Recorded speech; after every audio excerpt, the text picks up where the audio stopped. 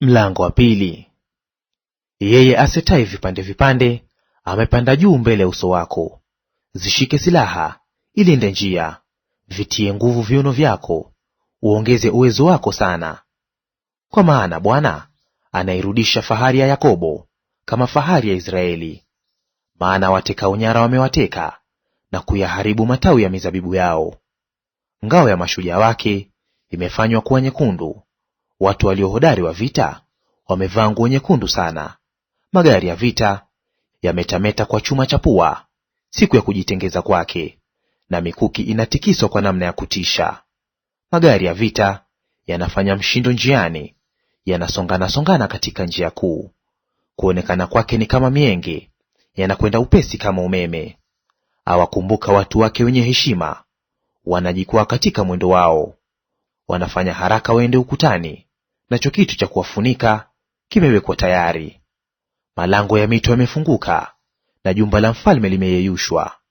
Husabu naye amefunuliwa, anachukuliwa, na wajakazi wake wanalia kama kwa sauti ya hua, wakipiga-piga vifua vyao.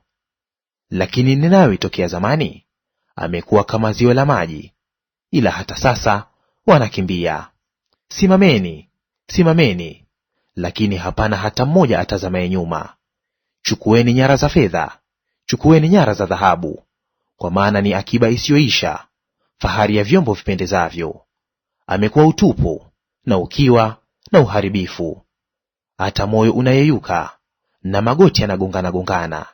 Viunoni mwote mna utungu, na nyuso za wote zimekuwa nyeupe kwa hofu. Kao la simba li wapi? Na mahali walishapoa na simba pa wapi? Mahali walipotembea simba mume na simba mke na mwana simba, wala hapana aliyewatia hofu?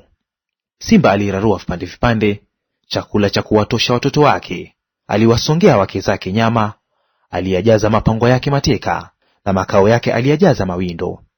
Tazama, mimi ni juu yako, asema Bwana wa majeshi, nami nitateketeza magari yako ya vita katika moshi, na upanga utawala wana simba wako. Nami nitakatilia mbali mawindo yako katika nchi, na sauti za wajumbe wako hazitasikiwa tena kamwe.